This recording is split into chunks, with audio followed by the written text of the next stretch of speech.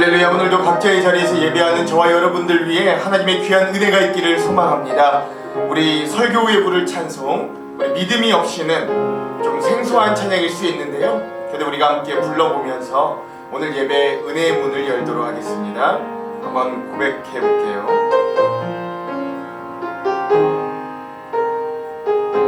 주님, 제 마음이, 주님 제 마음이 너무 둔해서 주님을 볼 수 없습니다. 이 땅에서 가요, 이 땅만 보다가 주님 손을 놓쳤습니다. 나는 나그네로 왔는데 왜 주저앉게 되었나. 나는 정직인데 언제부터 내 삶의 주인이 되어버렸나.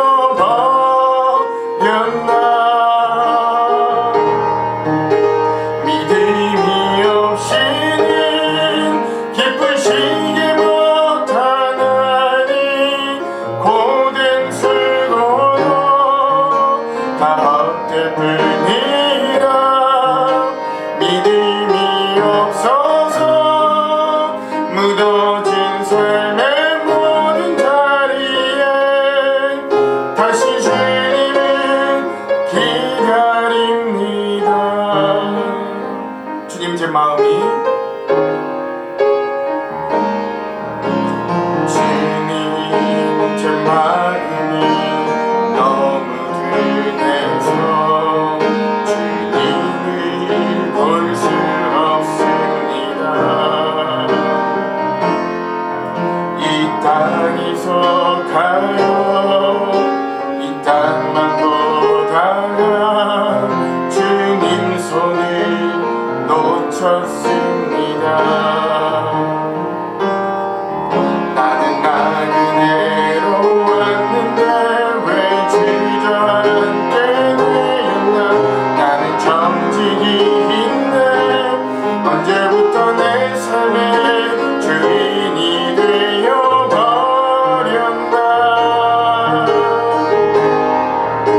믿음이 없이는 기쁘시게 못하나니 주를 찾는 자 반드시 만나리. 믿음이 없어서 무너진 삶의 모든 자리에 다시 주님을 기다립니다. 믿음이 없이는 기쁘시게 못하 고된 슬고도 다 헛될 뿐이라. 믿음이 없어서 무너진 삶의 모든 자리에 다시 주님을 기다립니다. 여러분, 이 찬양 좀 생소해서요, 이렇게 우리가 한번 불러봤는데 다시 한번 이제 우리가 조금 더 이 가사를 생각하고 은혜를 생각하면서 함께 불러봤으면 좋겠습니다. 여러분, 가사에 한번 집중해 보십시오. 이 찬양이 얼마나 은혜로운지 우리가 다시 한번 좀 나눠보기를 원합니다.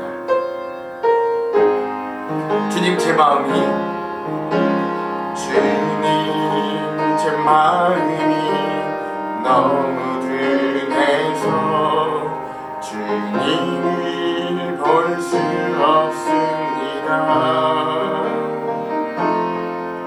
이 땅에서 가요, 이 땅만 보다가 주님 손을 놓쳤습니다. 다시 한번, 주님 제 마음이, 주님 제 마음이 너무 둔해서 주님을 볼 수 없습니다. 이 땅에서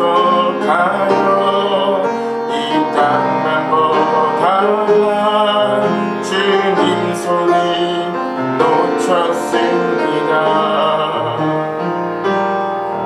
나는 은혜로 왔는데 왜 주저앉게 되었나. 나는 정직인데 언제부터 내 삶의 주인이 되어버렸나.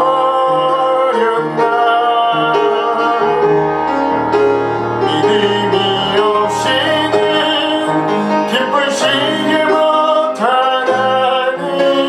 모든 수고도 다 헛될 뿐이라.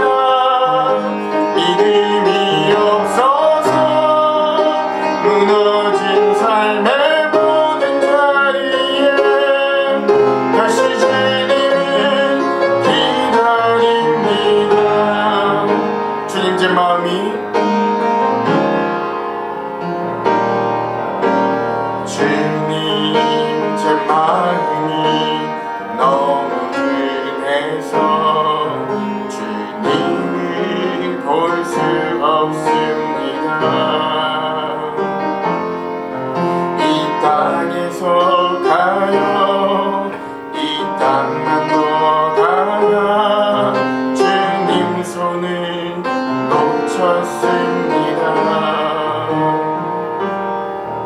나는 은혜로 왔는데 왜 주저앉게 되었나. 나는 정직인데 언제부터 내 삶의 주인이 되어버렸나.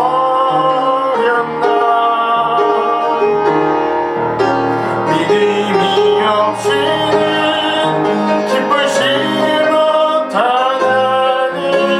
주를 찾는 자 반드시 만나리. 믿음이 없어서 무너진 삶의 모든 자리에 다시 주님을 기다립니. 믿음이 없이는 기쁘시게 못하나니. 주를 찾는 자 반드시 만나리. 믿음이 없어서 무너진 삶의 모든 자리에 다시 주님을 기다립니다. 다시 주님을 기다립니다. 다시 주님을 기다립니다.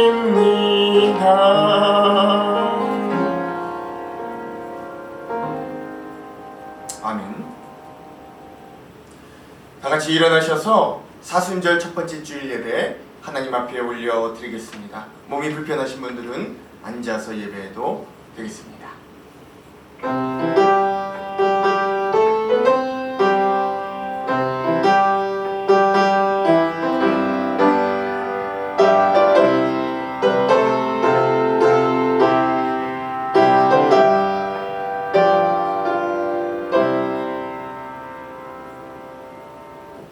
그러므로 하나님의 능하신 손 아래에서 겸손하라. 때가 되면 너희를 높이시리라. 너희 염려를 다 주께 맡기라. 이는 그가 너희를 돌보시니라. 아멘. 매일 겉으로는 믿음이 좋은 척하지만 실상 우리는 믿음이 없는 자임을 주님 앞에 고백합니다. 그럼에도 불구하고 겨자씨만한 믿음 붙들고 우리 주 하나님 앞에 나아갑니다. 주님, 믿음 없는 우리를 용서하여 주시고 이 예배를 통하여 하나님을 의지하고 다시 한번 바라보도록 우리를 인도하여 주시옵소서. 믿음이 없이는 하나님을 기쁘시게 할 수 없다 하셨사오니 오늘 우리가 주님을 기쁘시게 하는 자들로 서도록, 그리고 이 믿음이 더욱 굳세져 승리하도록 인도하여 주시옵소서. 모든 상황 가운데서도 우리의 믿음이 포기되지 않도록 우리를 붙드시는 예수 그리스도의 이름으로 기원하옵나이다. 아멘. 다같이 찬송가 545장 이 눈에 아무 증거 아니 배워도 함께 찬양하겠습니다.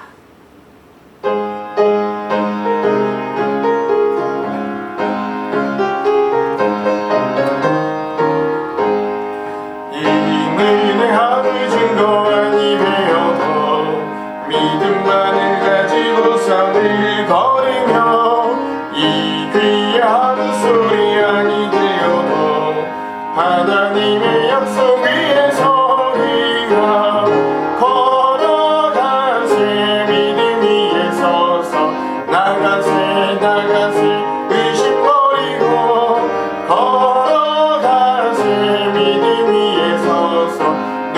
위에 아무 증거 없어도 이른이 보기에는 어떠하든지 이미 얻은 증거대로 늘 믿으며 이 마음이 의심 없이 살아갈 때에 우리 소원 주 안에서 이루리. 걸어가세 믿음 위에 서서 나가세 나가세 의심 버리고 걸어가세 믿음 위에 서서 눈과 귀에 아무 증거 없어도 주님의 거룩함을 두고 맹세한 주 하나님 아버지는 참 이쁘다. 그 귀한 모든 약속 믿는 자에게 능치 못할 무슨 일이 있을까.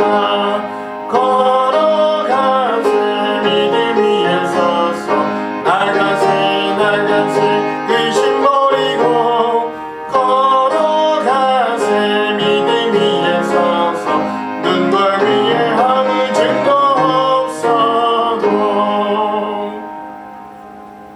아멘.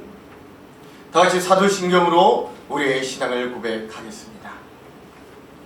전능하사 천지를 만드신 하나님 아버지를 내가 믿사오며 그 외아들 우리 주 예수 그리스도를 믿사오니 이는 성령으로 잉태하사 동정녀 마리아에게 나시고 본디오 빌라도에게 고난을 받으사 십자가에 못 박혀 죽으시고 장사한 지 사흘 만에 죽은 자 가운데서 다시 살아나시며 하늘에 오르사 전능하신 하나님 우편에 앉아 계시다가 저리로서 산자와 죽은 자를 심판하러 오시리라. 성령을 믿사오며 거룩한 공예와 성도가 서로 교통하는 것과 죄를 사하여 주시는 것과 몸이 다시 사는 것과 영원히 사는 것을 믿사옵나이다. 아멘.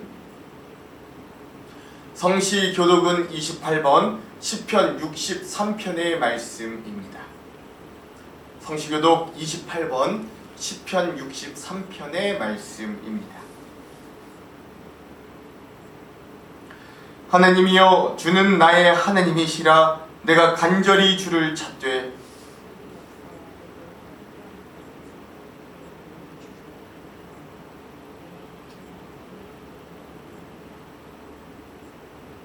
내가 주의 권능과 영광을 보기 위하여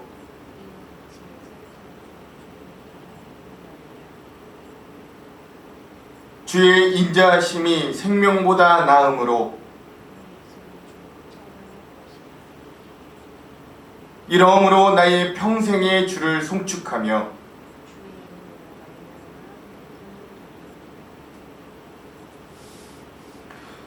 골수와 기름진 것을 먹음과 같이 나의 입이 기쁜 입술로 주를 찬송하되 내가 나의 침상에서 주를 기억하며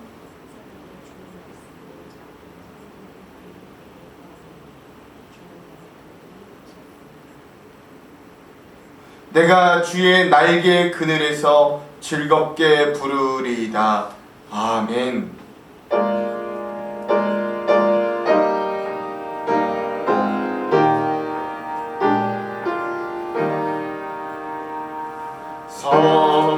성자와 성령 영원히 영광 받으옵소서. 태초 지금까지 또 길이 영원히는 성삼위께 영광. 아멘.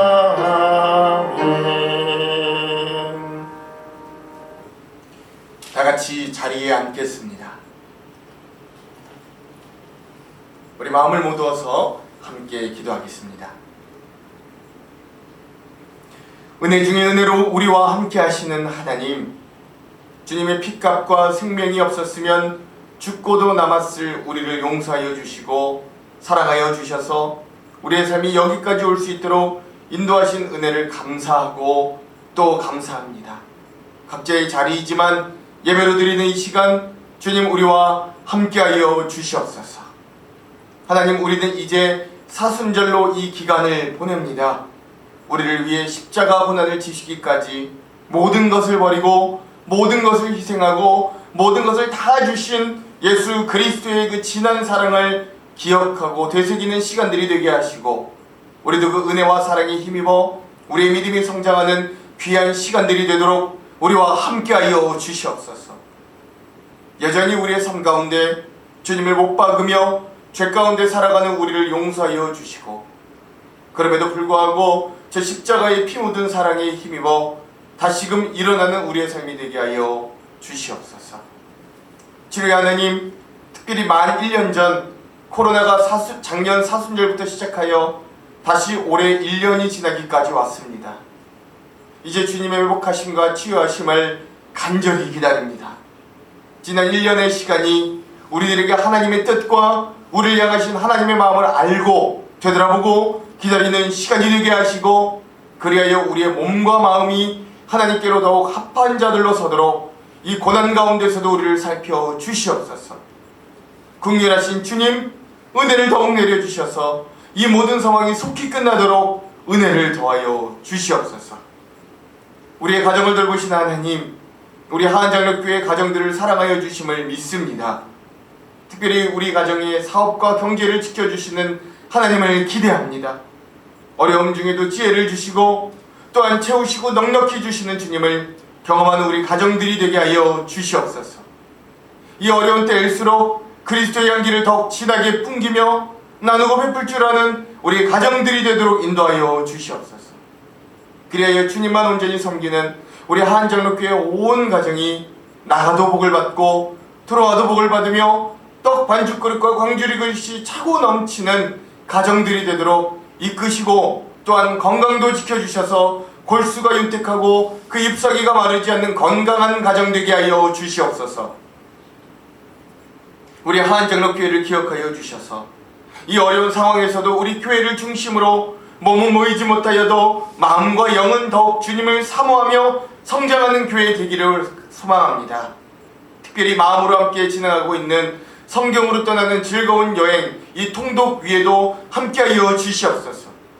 그래요, 모여 예배하고 우리가 주님의 일을 진행할 때에는 후에 배로 더한 은혜를 누리며 주님의 귀한 일꾼들이 모인 교회가 되도록 우리를 사용하여 주시옵소서. 그렇게 우리를 준비시켜 주시옵소서. 그리하여 우리의 교회가 이 광명과 바밀마을의 등대와 같은 빛과 소금 되는 교회 되도록 우리를 세워 주시옵소서.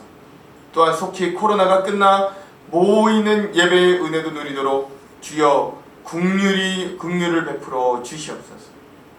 오늘도 이 예배 가운데 말씀으로 함께 하시는 주님, 우리가 주님의 말씀을 기대합니다. 하나님의 말씀은 우리의 발의 등이요 길의 빛 되신다 하셨으니 그 말씀을 의지하며 한 주를 살아가도록 역사하여 생동한 말씀이 되게 하옵소서.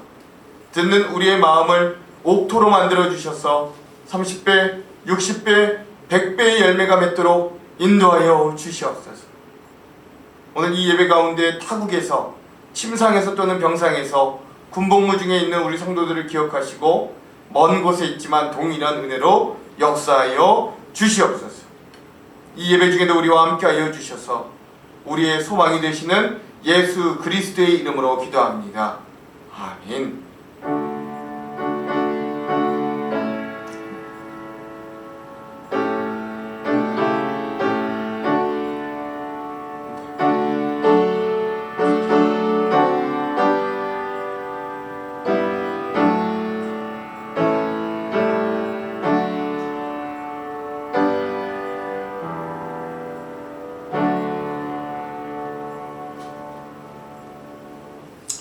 오늘 우리에게 주시는 하나님의 말씀은 마태복음 12장 38절에서 45절까지의 말씀입니다. 마태복음 12장 38절에서 45절까지의 말씀, 제가 가지고 있는 성경은 신약 19면에 있습니다. 신약 19면 마태복음 12장 38절에서 45절까지의 말씀, 그럼 제가 봉독하겠습니다. 그때에 서기관과 바리새인 중 몇 사람이 말하되 선생님이여 우리에게 표적 보여주시기를 원하나이다. 예수께서 대답하여 이르시되 악하고 음란한 세대가 표적을 구하나 선지자 요나의 표적밖에는 보일 표적이 없느니라. 요나가 밤낮 사흘 동안 큰 물고기 뱃속에 있었던 것 같이 인자도 밤낮 사흘 동안 땅속에 있으리라. 심판때에 니느웨 사람들이 일어나 이 세대 사람을 정죄하리니 이는 그들이 요나의 전도를 듣고 회개하였음이거니와 요나보다 더 큰 이가 여기 있으며 심판때에 남방 여왕이 일어나 이 세대 사람을 정죄하리니 이는 그가 솔로몬의 지혜로운 말을 들으려고 땅끝에서 왔음이거니와 솔로몬보다 더 큰 이가 여기 있느니라. 더러운 귀신이 사람에게서 나갔을 때에 물 없는 곳으로 다니며 쉬기를 구하되 쉴 곳을 얻지 못하고 이르되 내가 나온 내 집으로 돌아가리라 하고 와 보니 그 집이 비고 청소되고 수리되었거늘 이에 가서 저보다 더 악한 귀신 7을 데리고 들어가서 거하니 그 사람의 나중 형편이 전보다 더욱 심하게 되느니라. 이 악한 세대가 또한 이렇게 되리라. 아멘. 이 시간은 조원일 집사님께서 나오셔서 특송으로 하나님께 영광 올려 드리겠습니다.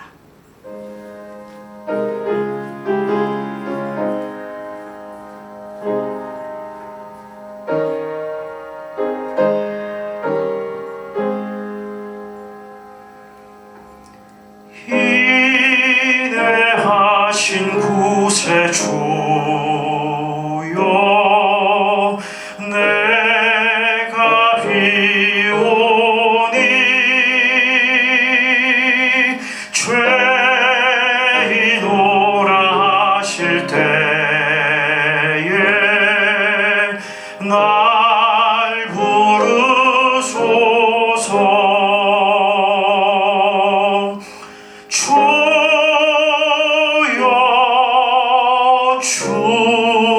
주여 내가 비오니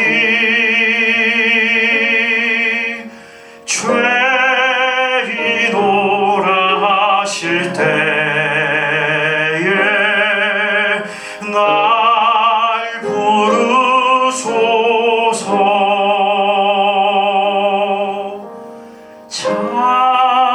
자비하신 보좌 앞에 굴어 엎드려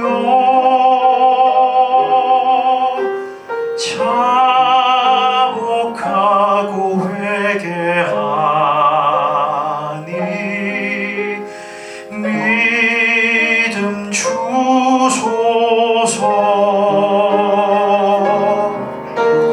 주여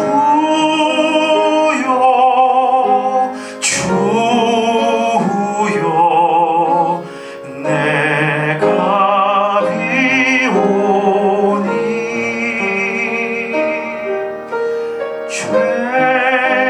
죄인오라 하실 때에 날 부르소서.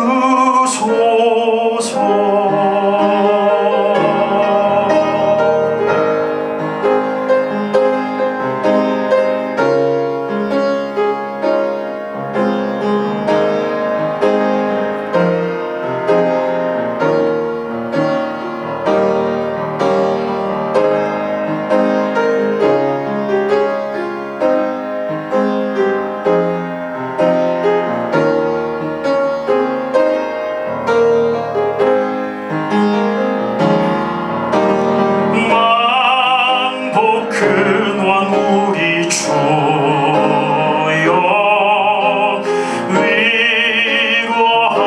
위로하소서. 우리 주와 같으시니 어디 있을까.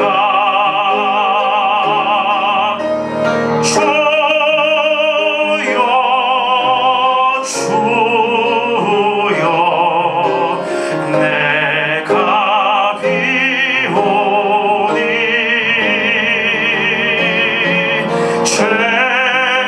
죄인오라 하실 때에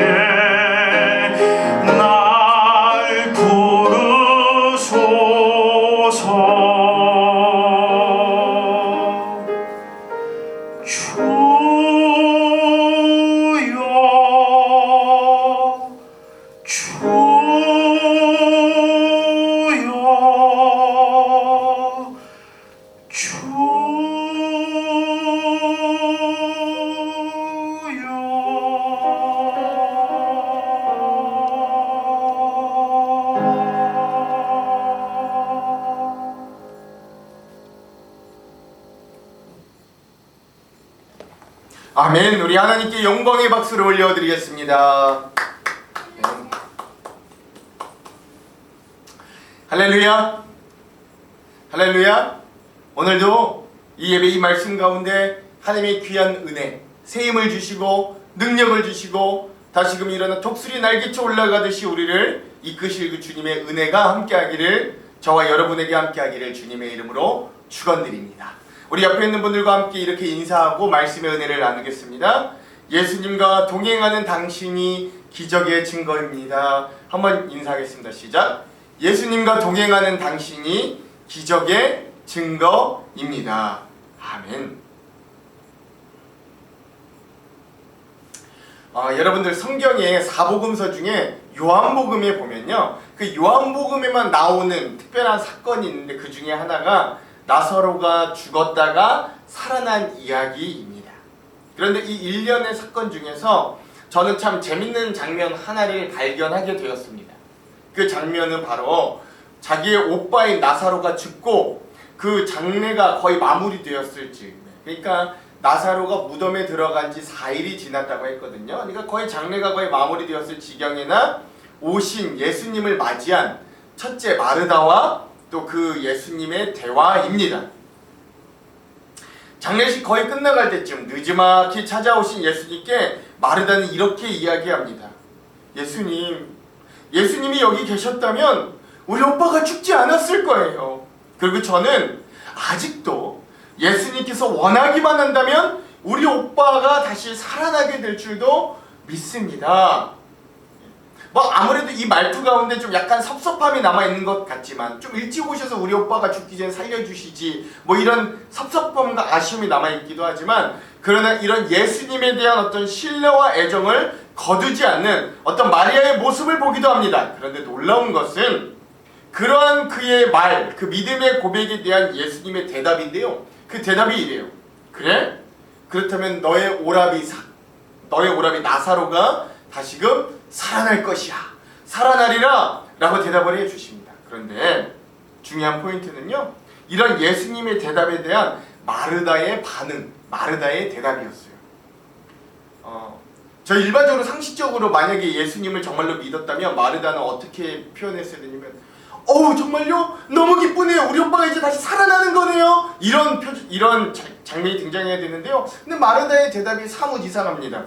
우리 한번 같이 읽어봤으면 좋겠는데, 요한복음 11장 24절의 말씀을 한번 읽어볼게요. 요한복음 11장 24절.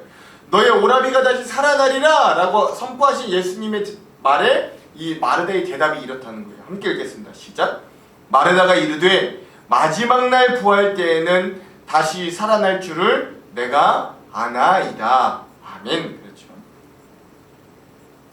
여러분 어떻습니까? 재밌죠? 분명 예수님께서 놀라울 정도로 믿음의 확신을 보인 이 마르다에게, 그럼 너의 죽은 오라비 나사로가 다시금 살아날 것이다 라고 선포하셨건만, 마르다는 그걸 어떻게 받아들이냐면, 그런 예수님의 말씀은 실제적으로 일어날 일이 아니라 어떤 신앙적으로 위로하는 정도로밖에 여기지 않았다라는 거예요. 그러니까 좀 더 엄밀히 이야기하자면, 이 앞에서는 예수님은 우리 오빠를 살리실 수도 있었다, 그리고 지금도 마음만 먹으시면 못할 것이 없을 것으로 기대한다 라고 그녀는 입으로는 고백했지만, 진짜 그녀의 속내는 정작 오빠가 죽은 이 상황에서 예수님께서 뭘 할 수 있냐는 거죠. 그러니까 예수님께서 다시 너의 오라비가 살아나리라 라고 이야기하셨지만, 그걸 현재 나의 삶의 상황에 적용하는 것이 아니라 그런 주님의 선포와 말씀을 저 마지막 날 부활의 때로 연기해 버리잖아요. 그러니까 사실 마르다는 겉으로 보기에는 누구보다 신실하고 확신에 찬 어떤 믿음의 사람 같지만, 그녀가 진짜로 믿었다고 할 수 있을까요? 아니면 그녀는 절대 믿은 것이 아니다라고 할 수 있을까요? 저는 천천히 이 대화를 생각해 보니까 만약에 이 대화에서 제가 예수님이었다면, 용서도 드립시오. 만약에 제가 예수님이었다면 좀 이 기분 이후에 좀 기분이 많이 나빴을 것 같아요. 아, 마르다는 나를 능력 좋은 어떤 친한 랍비 정도로는 생각하여도 진짜 생사화복을 주관하는 구원자로는 믿지 않는구나 라고 생각이 들 수밖에 없는 거죠. 이 대화를 하다 보면. 대화가 이 지경이 되니까 답답하신 예수님께서 다시 한번 그 마르다에게 선포하신 말씀이 우리가 너무나도 잘 아는 말씀의 구절입니다. 그것이 이후에 등장하는 요한복음 11장 25절에서 26절인데요. 다시 한번 함께 읽어볼게요. 요한복음 11장 25절에서 26절입니다. 시작! 예수께서 이르시되 나는 부활이요 생명이니 나를 믿는 자는 죽어도 살겠고 무릇 살아서 나를 믿는 자는 영원히 죽지 아니하리니 이것을 내가 믿느냐. 아멘. 그렇죠. 여러분 이 말씀 너무 잘 아시죠? 뭐 장례 예배 때도 빠짐없이 등장하는 말씀이기도 하고 원체 너무 유명한 말씀이잖아요. 그런데 이 25절에서 26절에 너무나도 멋있고 소망이 되는 이 말씀을 예수님께서 다 하시고 맨 마지막 분에 예수님이 뭐라고 하세요? 내가 부활이고 생명이어서 나를 믿으며 죽어도 살고 살아서 믿는 자는 영원히 죽지 아니할 것이다 라고 끝내지 않고 그 뒤에 뭐를 붙이시냐면 이것을 네가 믿느냐 라고 하시는 거예요.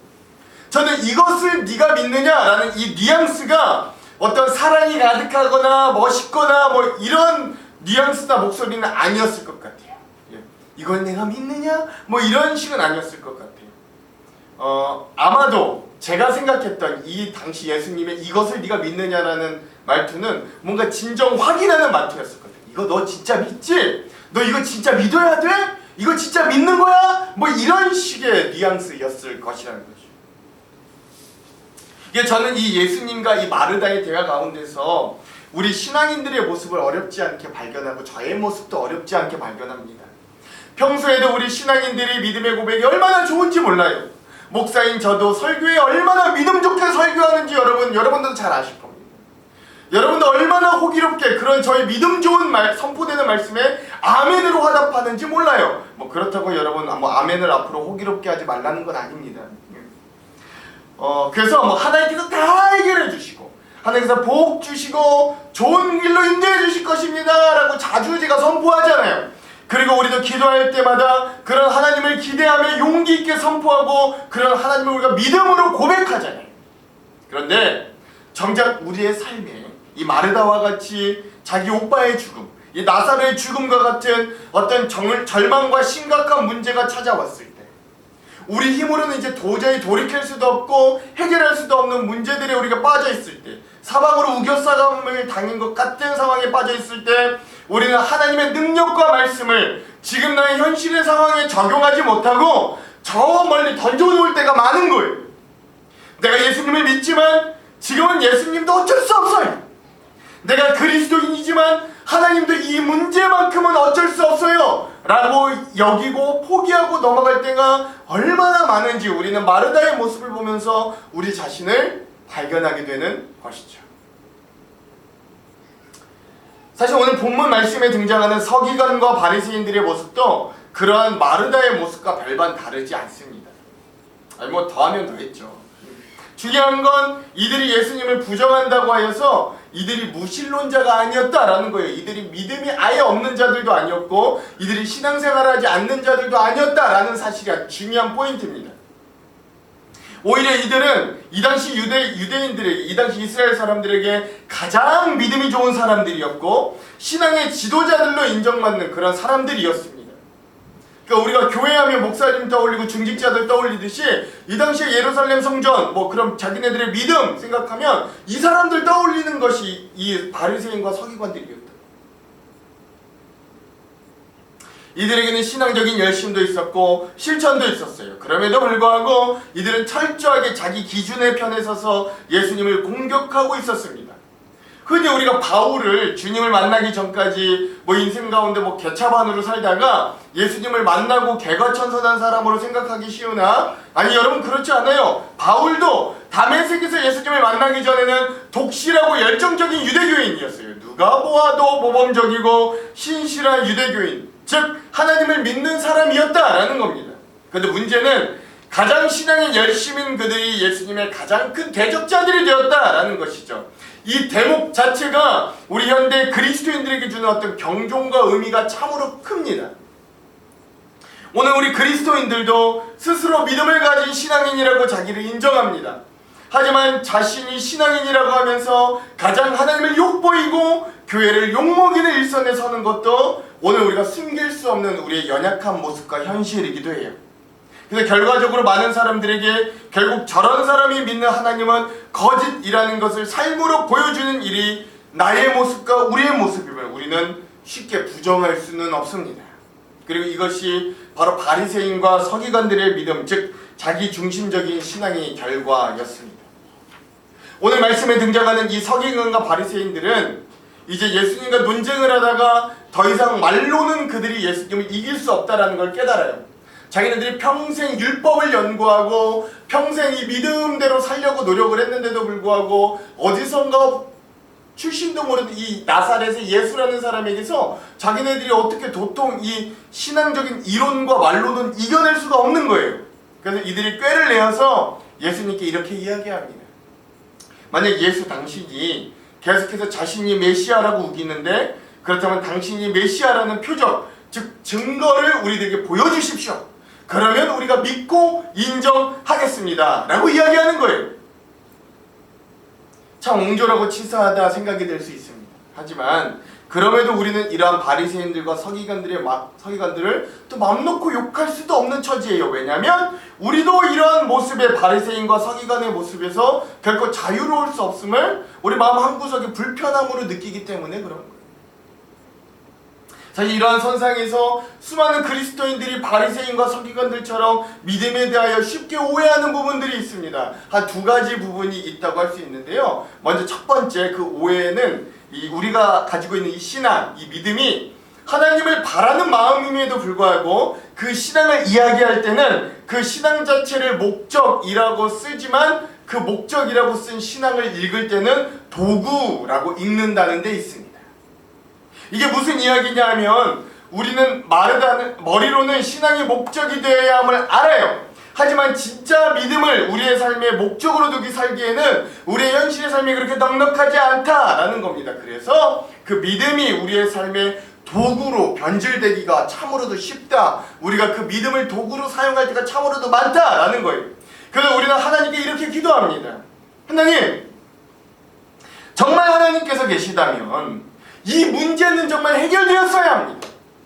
하나님을 믿는데 성공하지 못한다면 무엇한다고 우리가 하나님을 믿겠습니까? 하나님 이제는 좀 우리에게 보여주셔야 하지 않겠습니까? 라고 하는 기도들 말이죠. 즉 오늘 말씀에 등장하는 바리새인과 서기관들처럼 표적과 기적을 요구하는 믿음을 가지고 우리 하나님과 항상 거래하며 살아간다라는 겁니다. 그러니까 뭔가를 보여줘야만 믿는 믿음.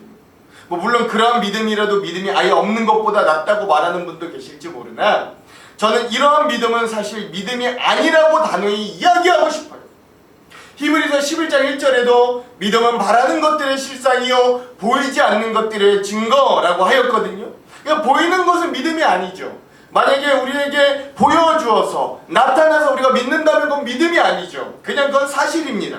손에 잡히면 그것이 믿음이 아니라 그냥 소유입니다. 그래서 마치 믿음이 도깨비 방망이이냐, 믿으면 내가 원하는 것이 다 보여지고 믿음으로 결국 원하는 것을 다 얻고 세상적으로 성공하는 것이 우리의 믿음이라고 오늘 우리가 시시각각 오해하며 살아갈 때가 너무나도 많이 있다라는 것, 이걸 첫 번째로 기억하십시오. 이게 우리가 믿음에 대한 오해의 첫 번째 반응입니다. 근데 여러분, 진짜 믿음은요 그런 것이 아닙니다. 믿음이라 이런 것과 같아요. 달걀을 보면서 닭의 울음소리를 듣는 게 저는 믿음이라고 이야기하고 싶어요.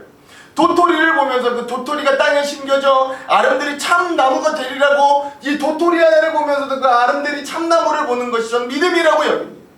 지금은 저 천방지축의 아이이지 아이지만 그 아이를 보면서 하나님의 거룩한 사람을 볼 수 있는 것이 믿음이고, 또 우리의 삶 가운데 다가오는 고난과 문제 속에서도 하나님의 나라를, 하나님의 은혜를 깊이 체험하고, 지금은 해결되지 않았어도 언젠가 주님은 나의 인생의 그런 문제들을 주님의 때에 주님의 방법으로 온전히 해결해 주시리라, 나 때에 해주시지 않으면 내 아들 때에라도 주시리라 라고 기다리고 신뢰할 수 있는 것이 저는 믿음이라고 이야기하고 싶습니다. 사랑하는 성도 여러분, 저와 여러분이 이러한 믿음을 가진 사람들이 되기를 주님의 이름으로 간절히 소망합니다. 당장의 소유가 아니라 하나님께서 주신 연단을 통해서 귀한 소망을 가진 믿음의 사람들이 되기를 소망합니다. 그리고 소유와 탐욕으로 정철된 이런 표적을 구하는 사람들이 아니라 인내와 기다림으로 참된 구원을 구하는 저와 여러분 되기를 주님의 이름으로 먼저 간절히 소망하고 축원합니다. 우리 옆에 있는 분들과 함께 이렇게 인사하겠습니다. 보이지 않는 하나님을 볼 수 있는 사람들이 됩시다. 시작. 보이지 않는 하나님을 볼 수 있는 사람들이 됩시다. 아멘. 오늘 본문 말씀에 등장하는 이 바리새인들과 서기관들의 이 또 다른 두 번째 신앙에 대한 오해는, 이들이 표적은 구하면서도 정말로 기적은 믿지 않는다라는 데 있어요. 여러분, 제가 예전에 휴가를 갔을 때였습니다. 그때 동해 삼척을 들렸는데, 삼척에 굉장히 유명한 환선굴이라고 있습니다. 가신 분들이 계실지 모르겠어요. 전부터 꼭 가보고 싶었던 곳이라 가족들과 함께 환선굴에 가게 되었어요. 굉장히 크고 길한 동굴, 그리고 암석이 절경인 그러한 동굴입니다. 그런데 굴의 이름이 특이해서 왜 동굴 이름이 삼척굴이 아니라 환선굴인가를 찾아봤더니 내용인즉슨 그래요. 한 불교 수도승이 이 동굴을 찾아서 수도하려고 이 동굴 안으로 들어갔는데, 그 주변의 마을 사람들이 이 수도승이 그 동굴 안으로 들어간 것은 보았으나 이 수도승이 나온 것은 보지 못했다고 합니다. 그래서 사람들 사이에 전설과 같은 소문이 생겼는데, 그 수도승이 이 동굴에서 신선으로 환생하게 되었다라는 그런 소문이죠. 그래서 그 수도승을 갈아서 기려서 이 동굴의 이름을 환선굴로 지었다. 그러니까 신선으로 환생하였다라고 해서 환선굴로 지었다라는 겁니다. 저는 이 환선굴이라는 이름의 뜻을 보면서 속으로 이렇게 생각했어요. 야, 아마도 일반인이 동굴에 들어갔다가 나오는 것을 보지 못하면 보통 아유, 저 사람 동굴에 들어갔다 아마 어두운 동굴 안에서 발을 헛디뎠거나 절벽으로 떨어졌거나 길을 잃어서 아유, 아마 죽었겠구나 라고 생각할 텐데, 그 인물이 수도승으로 인물이 바뀌니까 그가 동굴에서 나오지 않는 이유가 신선으로 환생했다라는 어떤 조교적인 모티브가 되는구나. 야, 참 재밌네. 사람들이 또 수도승이 들어갔다 안 나오니까 그렇게도 생각이 되네. 뭐 이런 생각들이 들더라고요. 그런데 그런 저의 모습을 보면서 저는 문득 제가 기존의 어떤 기적에 대한 생각도 이와 비슷하게 생각할 때가 많다라는 걸 느끼게 되었어요. 아마도 하나님께서 우리 인생에 주신 어떤 믿음의 일들, 또는 성경에 나오는 기적들, 심지어 십자가 사건까지도 이 모든 일들을 이성적으로 헤집어 놓는 습관들이 오늘 우리들에게 뼛속 깊이 있습니다. 그럼 그 사건들이 그저 일반적인 사건들이 일어난 것 뿐인데, 거기에 어떤 굳이 신앙적인 의미를 덧붙여서 마치 기적처럼, 때로는 표적으로 포장한 것으로 우리는 이 어떤 기적들을 폄훼하기도 합니다. 우리의 신앙의 고백들을 폄훼하게 돼요. 기적? 에이, 그거 뭐 옛날이나 있던 일이지. 표적? 사실 뭐 그런 거 없어. 그냥 하나님이 계시는 것 같기는 한데 뭐 없다 그럼 찜찜하니까, 괜히 안 좋은 일 생길 것 같으니까 뭐 그냥 이렇게 기적이 있다 뭐 믿는 척 하는 거지 라고 생각하는 사람들도 의외로 많이 있어요. 믿는 사람들도 그런 사람들이 많이 있어요. 또 하나, 또 다른 부류도 있습니다. 이 사람들이 진짜 어려운 사람들인데, 이 사람들은 진짜로 믿는다고 고백합니다. 내적으로나 외적으로나. 그들은 때로 열심히 기도도 합니다. 하지만 사실 그들은 기도하면서도 믿지 못합니다. 간절히 해결해달라고, 소망을 이루어달라고 겉으로 기도하지만 뼛속 깊은 불신이 그 마음속에 사로잡고 있어요. 그리고 이렇게 자신도 모르는 마음 깊은 곳에 자기 스스로에게 이렇게 물어봅니다. 근데 진짜 이뤄주실까? 아유, 뭐 안 들어주셔도 어쩌겠어? 사실 이 기도는 혹시 몰라서 하는 보험 정도야. 사실 우리 목사님도 저렇게 말씀하시지만 뭐 목사님 자신도 그렇게 믿을까? 글쎄, 난 별로 뭐 그닥 뭐 이런 마음들을 가지고 있다는 거죠. 사람들은 표적을 보여달라고 입으로는 이야기하지만 정작 하나님께서 진짜로 일으켜주실 우리의 삶의 기적은 믿지 않습니다. 그래서 이 사람들은 기적이라고 쓰고 불신이라고 읽는 거예요. 마치 마르다가 제가 맨 앞에 이야기했던 것처럼 예수님이 계시면 우리 오빠가 살았을 거예요. 지금도 예수님이 하시고자 하면 우리 오빠를 살릴 수 있을 거예요 라고 이야기했지만 그래서 주님이 내 오빠가 살아나리라 라고 선포했지만 그런데 그건 아마 마지막 부활의 때나 우리 오빠가 살아나겠죠? 라고 이런 황당한 말을 했던 것처럼 말이죠. 그러니까 여러분 중요한 건 이 대부분이 이게 꼭 바리새인과 서기관들의 모습이 아니라 오늘 벌겨벗겨진 우리 신앙의 모습이 이와 많이 비슷하다라고 하는 것을 우리가 인정할 수밖에 없다라는 겁니다. 그렇다면 왜 이렇게 우리의 믿음이 흔들릴까요? 왜 우리는 이렇게 표적을 구하면서도 더 큰 하나님의 역사는 믿지 못할까요? 그건 우리가 표적과 기적에 대한 정의를 잘못 내리고 있기 때문에 그렇습니다. 여러분 일반적으로 사람들은 기적과 표적이라고 하면 어떤 신비한 일들을 떠올리기 마련입니다. 안진뱅이가 일어나고 죽은 사람이 살아나고 오랜 병자가 한꺼번에 치유를 받고 눈먼 사람이 눈을 뜨고 귀신이 쫓아지고 등등등의 이야기이죠. 좀 더 현실적으로 이야기를 해볼까요? 뭐 이런 거라고 할 수 있어요. 기도를 했더니 자녀가 좋은 대학에 들어가고 남편이 승진해서 월급이 오르고 기도했더니 살이 빠져서 예뻐지고 어렵고 힘든 문제가 아무런 노력과 힘들임 없이 해결되고 뭐 이런 것들을 우리는 기도의 응답, 기적이라고 생각합니다. 그리고 하나님께서 우리의 삶에 베푸시는 어떤 작은 표적들, 믿음의 표적들이라고 여기기도 하죠. 좀 더 큰 기적들을 말해볼까요? 우리가 합심해서 기도했더니 당장 코로나가 없어지고 사라지는 거예요. 우리가 기도했더니 정치인들이 정신을 차리고 민생과 정의를 위해 법과 정책을 만들고 실천하는 거예요. 우리가 기도했더니 막 정의가 일어나는 거예요. 우리가 기도했더니 저 팔레스타인이나 아프리카나 그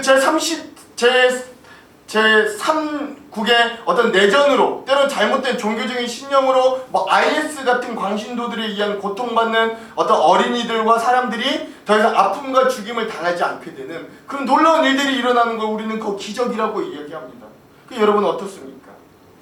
근데요 우리가 이런 일들을 위해 기도하고 마음을 쓰지만 정말로 그러한 기적들이 당장에 일어났나요? 아니 우리가 그렇게 매일매일 기도하지만 북에 있는 형제들을 위해서도 매일 기도하지만 통일은 당장 일어나지 않아요. 그런 기적과 같은 일들이 당장 우리가 기도했다고 해서 일어나지 않습니다. 자, 그렇다면 우리가 그런 상황 가운데 심각한 문제와 질문에 처하게 되죠. 그리고 이렇게 질문할 수밖에 없어요. 우리의 믿음과 기도가 과연 쓸모있는 것인가? 그리고 기적도 애초에 없던 것일까? 라는 질문이죠. 그러나 그런 결론도 결코 성경적이지 않습니다. 그리고 우리가 진정한 기적에 대한 정의를 다시 한번 생각해 보자고 저는 지금 여러분들에게 이렇게 말씀드리고 있는 거예요. 그래서 우리가 이 기적이라는 것에 대해서 성경이 말하는 기적을 좀 찾아보자면 그리고 특히 많은 사람들에게 어떤 증거가 된다는 이 표적이라는 것 더더욱 위에서 말한 것들과는 거리가 멀다라고 할 수 있습니다. 그렇다면 여러분 진짜 기적은 뭘까요? 성경이 말하는 예수님이 말씀하시는 진짜 기적은 뭘까요? 그것은 우리가 스스로 만들어 놓은 이 더럽고 추악한 세상 속에서도 하나님은 우리를 쓸어버리시거나 포기하지 않으시고 우리에게 다시금 일어날 기회와 힘을 주신다는 것이 기적입니다. 그리고 진짜 표적은 그러한 우리를 위하여 예수 그리스도가 이 땅에 오셔서 이 십자가 희생을 치러 주셨다. 그래서 이 십자가 사건만이 오늘 우리들의 유일한 표적이 되는 거예요. 요나의 표적이 되는 거예요. 그래서 우리가 죄의 문제를 해결받아 영원한 생명을 얻을 자격이 값없이 은혜로 주어졌다는 것. 여러분 이것이 오늘 우리가 유일하게 소유할 수 있는 유일하게 가질 수 있는 진짜 표적과 진짜 기적입니다. 아멘이신가요? 아멘이시죠. 근데 더 놀라운 사실은 2000년도 넘는 시간 우리나라가 아니라 저 이스라엘 팔레스타인 지역에서 일어났던 한 십자가 사형의 사건을 우리가 우리의 구원의 사건으로 믿게 되었다라는 거예요. 그리고 심지어 이 사건이 사람을 변화시키더라 라는 겁니다. 예수님을 만난 사람들은 그들의 인격이 변하고 삶이 변하고 가치관과 소망과 우선순위가 변하게 되었어요. 여러분 이게 진짜 기적입니다. 말로 다 설명하지는 못하지만 경험으로 알고 공감할 수 있는 그런 진짜 기적의 이야기는 이런 이야기라는 거예요. 사람이 변화되는 이야기라는 거예요. 마치 끝내 마르다가 예수님은 그래요, 예수님이 부활이고 생명이시죠, 예수님이 정말로 그리스도시네요, 살아계신 하나님의 아들이시네요 라고 예수님을 고백하며 인정할 수밖에 없었던 것처럼, 오늘 우리에게도 이 고백과 믿음이 어디서 왔는지 다 설명할 수는 없지만, 오늘 우리가 이 믿음을 바탕으로 신앙생활을 계속해서 포기하지 않고 이어가고 있다는 것 자체가 여러분 기적이고 표적임을 여러분 인정할 수 있기를 소망합니다. 여러분 한번 생각해 보십시오. 우리 같은 사람들이 과연 세상적인 기준으로 볼 때 정상적인 사람들인가? 아니 도대체 여러분, 세상 사람들에게 코로나 전파의 전초기지로 찍힌 이 교회를 왜 여러분은 떠나지 않으십니까? 여러분, 전문 직군 중에서요 성범죄 비율이 가장 많은 직업이 뭔지 아십니까? 1위가 뭔지 아십니까? 목사예요. 그 목사를 가장 리더에 둔 여러분은 도대체 왜 교회를 떠나지 않으십니까? 믿지 않는 세상 사람들에게 기독교를 신뢰하냐고 물으면 90% 이상이 신뢰하지 않는다라고 요즘 설문조사가 그렇다고요. 심지어 자기가 기독교인이라고 하면서도 교회를 신뢰하냐고 물으면 10% 이상이 교회를 별로 신뢰하지 않는다고 하는 이 상황 가운데서도 도대체 여러분들은 왜 이 믿음을 떠나지 않으시냐고요. 그러나 그 이유가 분명해요. 그건 교회는 망가져도 그 너머에 분명히 계셔서 나를 만나주신 예수 그리스도는 포기할 수 없기 때문입니다. 아멘이시죠? 우리가 교회를 떠날 수 없는 이유는 목회자들이 다 망가졌어도 그 예수 그리스도의 십자가 은혜는 여전히 우리의 삶에 유효하기 때문에 그런 거예요. 신뢰도가 바닥을 치고 그래서 도저히 미래가 불투해 보이는 교회를 그럼에도 불구하고 포기하지 않고 계속해서 이 교회를 지켜내는 이유는 교회 자체가 소중해서라기보다는 그 교회의 중심에 우리를 다시금 일으키시고 세우시고 회복하실 예수 그리스도가 계시기 때문입니다. 아멘이시죠? 여러분 이거 진정 고백하십니까? 아멘이죠. 여러분 우리가 그런 존재가 되었다는 게 기적이라고요. 오늘 이 십자가를 바라보며 오늘 우리가 그런 존재들이 되었다는 것, 이 표적을 바라보며 오늘 우리가 그런 존재로 살아가고 있다는 것 자체가 여러분 진짜 기적이라고요. 세상 사람들은 도대체 이해할 수 없는 기적이라고요.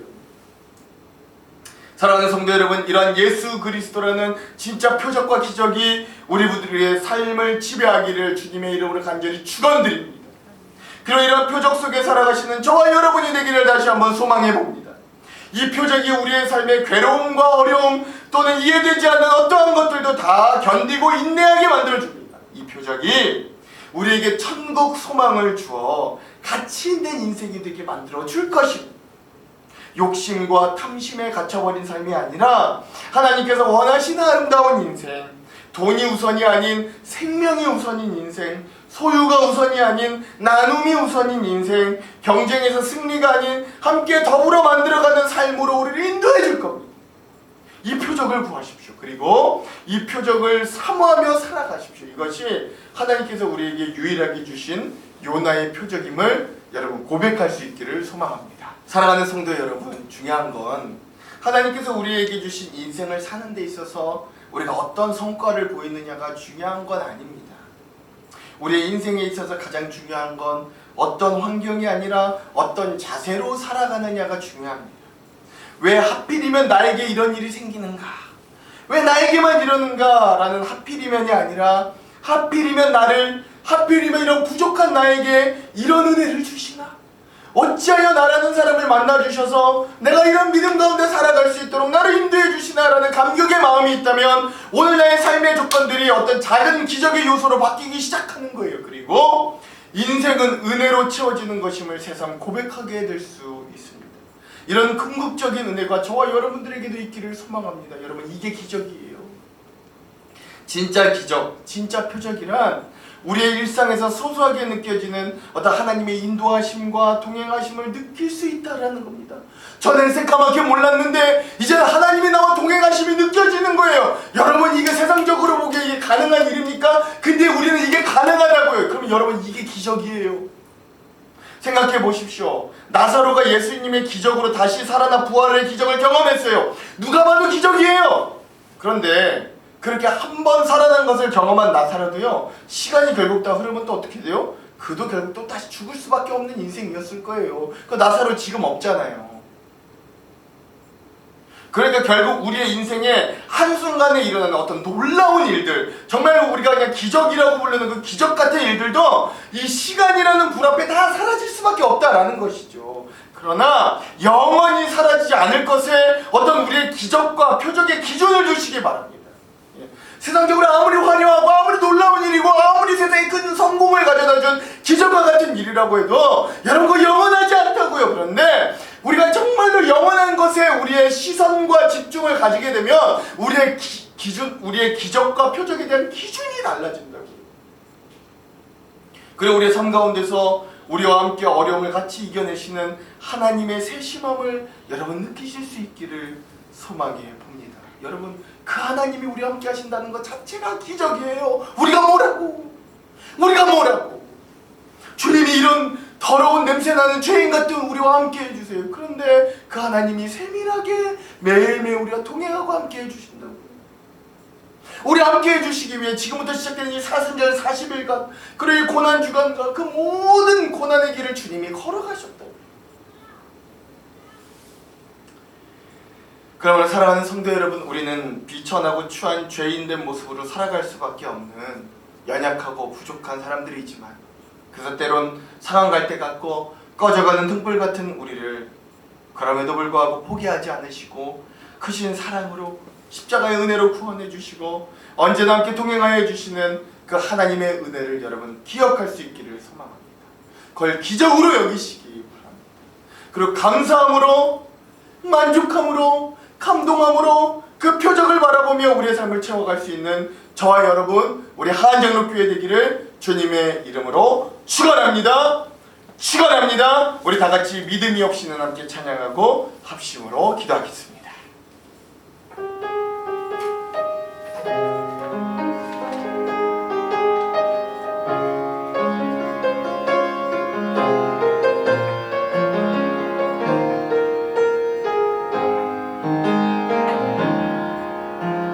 주님, 제 마음이 너무 둔해서 주님을 볼 수 없습니다. 이 땅에서 가요 이 땅만 보다가 주님 손을 놓쳤습니다. 주님, 제 마음이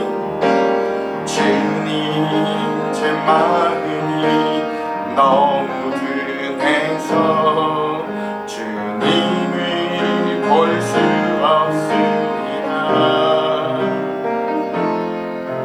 이 땅에서 가요 이 땅만 보다가 주님 손을 놓쳤습니다.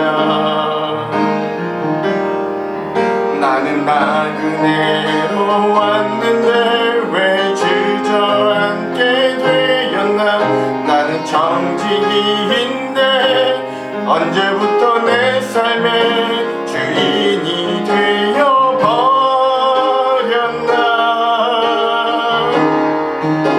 믿음이 없이는 기쁘시게 못하나니 고된 수고도 다 헛될 뿐이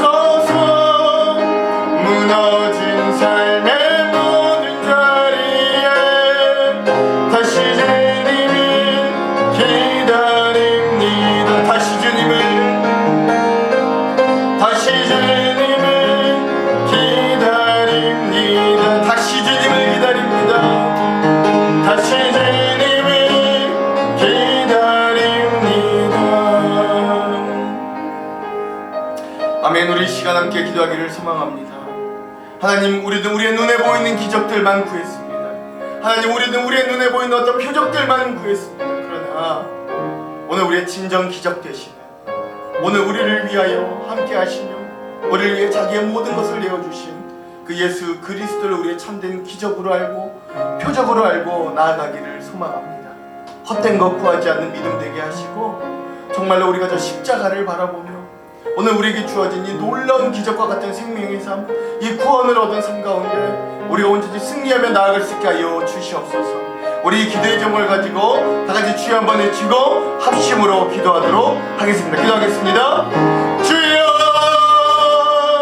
하나님, 오늘 믿음이 없이는 주님을 기쁘시게 못한다고 하였으나 하나님, 우리에게 믿음이 없었음을 주님 앞에 고백합니다. 하나님, 오늘 우리는 우리의 눈에 보이는 기적과 우리 눈에 보이는 어떤 업적과 우리 눈에 보이는 어떤 표적들만을 구했던 우리의 연약함을 주님 앞에 고백하오니 하나님, 우리를 용서하여 주시고 하나님, 우리를 다시금 새롭게 변화시켜 주시기를 주님 간절히 소망합니다. 그리하여 하나님, 오늘 이와 같이 오늘 나와 같은 죄인도 하나님이 용서하여 주시고 용납하여 주시고 자기 아들을 보내주셔서 하나님 죽음에서 영생으로 옮겨주시니 오늘 우리가 기적으로 할 수 있는 지혜를 주시고 하나님, 그 십자가의 은혜가 여전히 오늘 나에게로 찾아와서 내가 그 주님의 십자가 은혜 가운데 온전히 변화되고 온전히 구원받고 온전히 그리스도인이라고 고백하는 사람으로 살 수 있음이 기적으로 알게 하여 주시옵소서. 교회가 무너져가는 이때, 목회자들이 무너져가고 있고 우리의 믿음의 공동체들이 우리의 믿음이 무너져가는 이때에도 여전히 내 믿음은 굳건하여서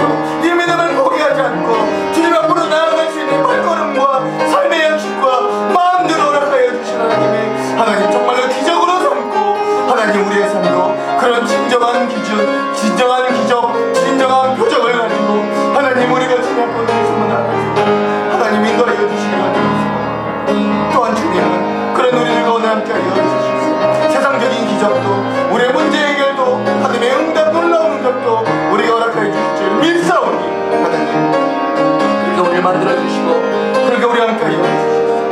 정말 하나님, 우리가 세상적인 기적, 세상적인 표적을 바라는 것이 아니라 정말 저 예수 그리스도의 표적을 붙들고 십자가를 치며 우리 주님이 가르치신 이 기적과 같은 놀라운 구원과 은혜의 삶을 살아갈 수 있도록 주님을 함께하여 주시옵소서.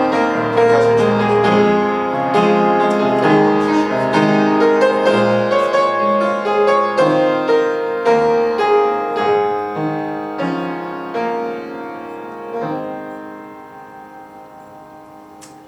하나님, 우리의 눈이 어디를 향하고 있는가를 하나님, 우리가 잘 살펴보기를 바랍니다. 여전히 저 바벨탑과 같은 높은 것을 바라보며 그것이 기적이라고 여기며 사는지, 저 화려한 소돔과 고모라의 도시를 바라보며 저 화려함을 이룩한 것, 저것을 즐기는 것이 기적이라고 여기는지 우리의 마음과 모습을 주님 앞에 솔직히 내어놓습니다.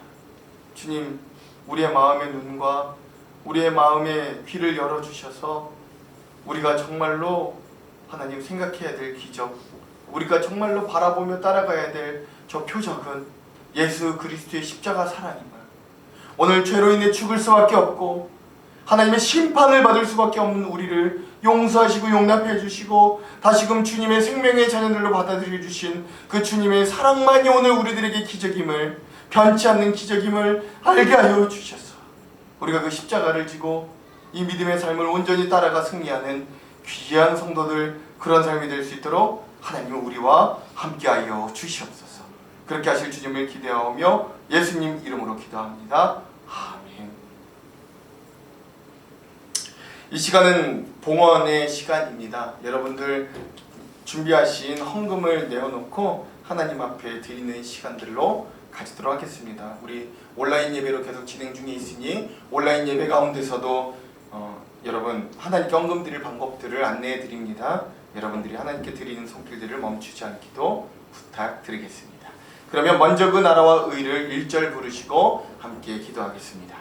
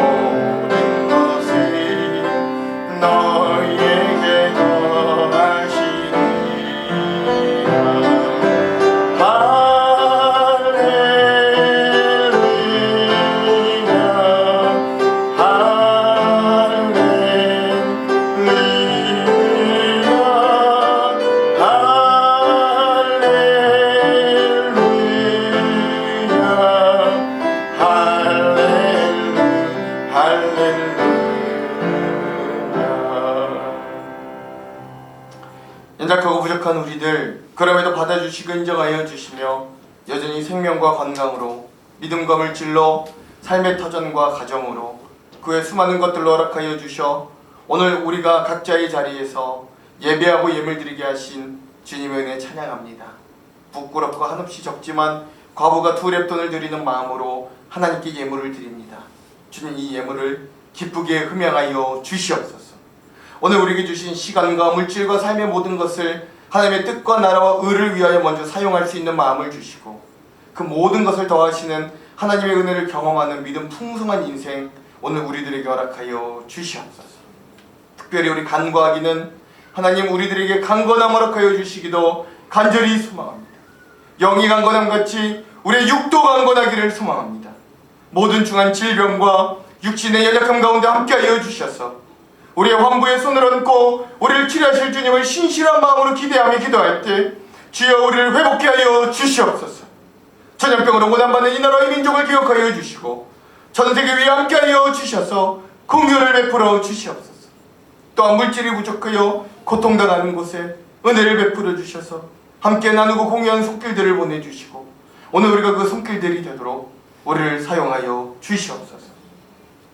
한 주간의 새로운 인생도 허락하여 주실 터인데 그 삶이 나의 시간 나의 것이 아님을 알게 하시고 합력하여 선을 이루실 주님의 시간에 우리의 인생을 맞추게 하여 주시옵소서. 우리가 예수 그리스도 안에서 찾고 구하고 두드릴 때마다 찾아지고 구해지고 열려지는 은혜도 허락하여 주시옵소서. 예수님 이름으로 기도합니다. 아멘. 교회의 소식을 전하겠습니다. 오늘은 사순절 첫째 주일입니다. 여러분 사순절 잘 아시다시피 사순절은 부활절로부터 40일 전 기간을 의미하고요. 이 기간 동안은 예수님의 고난에 동참하며 절제하고 또 경건한 삶을 살아내는 절기입니다. 그래서 절기색도 고난을 생각하는 보라색임을 여러분 또 아시면 되겠습니다.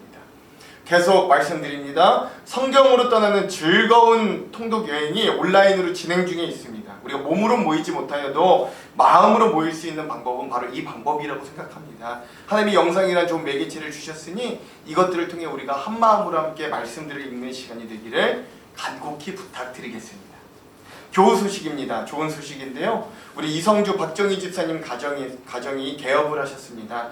우리 캠핑 트렁크 송도점 이 캠핑 용품점인데요. 이곳을 개업하셨습니다. 이 사업을 위해서도 많은 관심과 기도로 함께해 주시기를 부탁드리겠습니다. 그 외의 광고들은 여러분 주보를 참조해 주시면 되겠습니다. 그럼 우리 다 같이 일어나셔서 아무것도 두려워 말라 함께 찬양하겠습니다.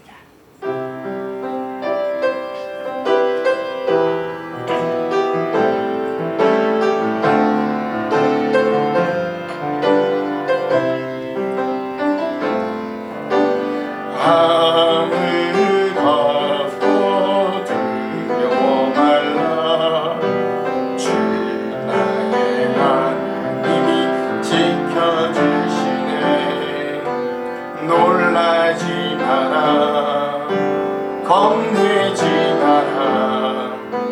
주님 나를 지켜주시네.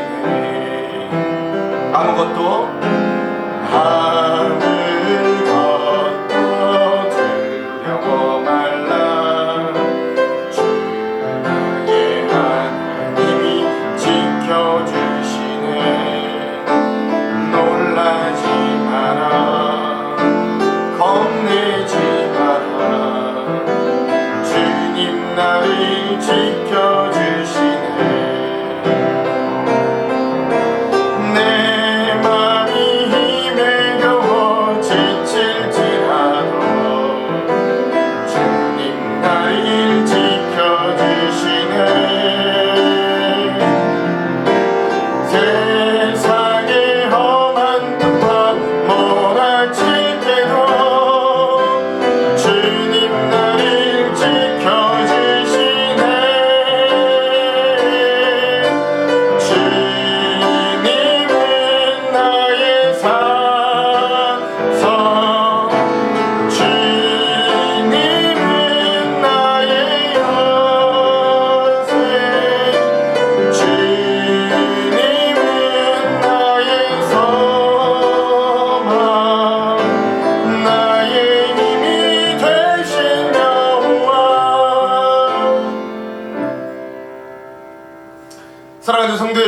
이번 한 주 위에도 우리의 진정한 표적과 기적 되시는 예수 그리스도를 바라보며 기적이 일상이 되는 귀한 삶을 누리시기를 간절히 소망합니다. 지금은 진정한 기적과 표적이 되시는 예수 그리스도의 한량없으신 은혜와 우리의 삶에 다가오셔서 이 기적과 은혜를 주시는 하나님 아버지의 지극하신 사랑하심과 우리의 믿음이 진정 살아있어 그 기적과 표적을 붙들게 하시는 성령님의 감화감동 역사인들 충만 조명하심이 용납해 주시고 구원해 주신 기적과 같은 은혜를 기억하며 오늘 우리의 어려운 삶을 살아내리라 다짐하는 모든 성도들 머리머리 위에 이들의 삶과 가정과 일터 사업체 위에 이 나라와 이 민족 위에 전염병으로 고난받는 모든 자들 위에 이제로부터 영원토록 함께 하시기를 간절히 축원하옵나이다. 아멘.